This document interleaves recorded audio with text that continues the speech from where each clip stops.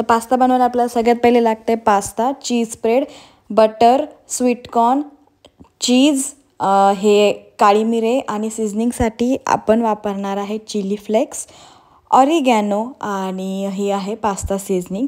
आणि त्याच्यासोबत आपल्याला लागतं आहे थोडंसं मैदा. तर चला आपण स्टार्ट करूया. तर आता आपल्याला स्टार्ट करायचं पास्ता बनवायला. तर त्याच्या अगोदर आपल्याला सगळ्यात पहिले एक पातेल्यामध्ये पाणी टाकायचं आणि ते उकळायला ठेवायचं आहे. तर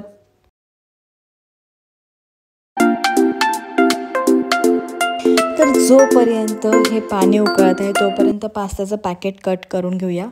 युजली पास्तांचे जे शेप असतात खूप वेगळे वेगळे प्रकारचे असतात आणि ह्यावेळेस ज्यावेळेस मी मार्केटमध्ये गेले होते तर मला मला हा स्पायरल कलरचा, याला फ्युसली पास्ता म्हणतात असं नाव आहे ह्या पास्त्याचं, शेपचं किंवा पास्त्याचं, आणि तो आणला होता. तर हे बघा इथे पाणी गरम झाले. आता याच्यात आपल्याला टाकायचं आहे मीठ आणि थोडंसं तेल टाकायचं आहे आपल्याला, म्हणजे पास्ता असा सुट्टा सुट्टा होतो, चिपकत नाही. आणि आता याच्यात आपल्याला जेवढा पाहिजे तेवढा पास्ता बॉईल करून घ्यायचा.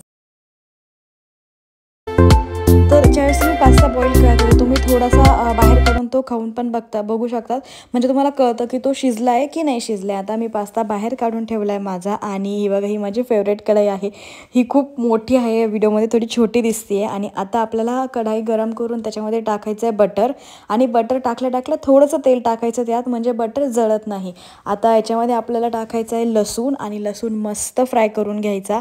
आणि त्यानंतर आपल्याला टाकायचं आहे ह्यात मैदा. आता मैदा मी 2 ते 3 चमचे घेतला आहे आणि हा मस्तपैकी फ्राय करून घ्यायचा. आता ह्याचा कलर ब्राऊन आला आहे लसणामुळे. आणि ह्यात आता आपल्याला दूध टाकायचं आहे. हळूहळू दूध टाकायचं आणि हलवायचं. हळूहळू दूध टाकायचं म्हणजे की जास्त त्याच्या गेठुळ्या नाही झाल्या पाहिजे. आता ही एक पेस्ट फॉर्म झाली की आता आपण जो पास्ता उकळला होता ते पाणी त्याच्यात टाकायचं, स्वीटकॉर्न टाकायचं आणि ह्याला एक बॉईल करून घ्यायचं. यात नंतर आता आपल्याला टाकायचं चीज आणि चीज स्प्रेड. तुम्ही चीज तुमच्या हिशोबानुसार टाकू शकता. तुम्हाला जर जास्त चीज आवडत असेल तर तुम्ही चीज टाकू शकता. आणि त्यात आपण टाकलं आहे आता काळी मिरीची पावडर, आणि याच्यात टाकायचा आपल्याला पास्ता, आणि पास्ता ह्या सॉसमध्ये 10 मिनटं शिजू द्यायचा, म्हणजे की जे सॉसची जी टेस्ट आहे ती त्या पास्त्याला लागते. त्यानंतर आता आपण यात टाकणार आहे पास्ता सीझनिंग आणि चिली फ्लेक्स आणि ऑरिगॅनो. हे जे तुम्ही तुमच्या नुसार टाकू शकता, म्हणजे तुम्हाला कशी टेस्ट लागते. आणि परत पुन्हा एकदा ह्यात टाकायचं आहे चीज. आता चला बघूया, पास्ता रेडी झाला आहे आपला.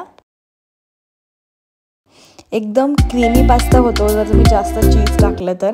आणि हा आपला फायनली पास्ता रेडी झाला आहे. मी खूप दिवसांनंतर केला होता.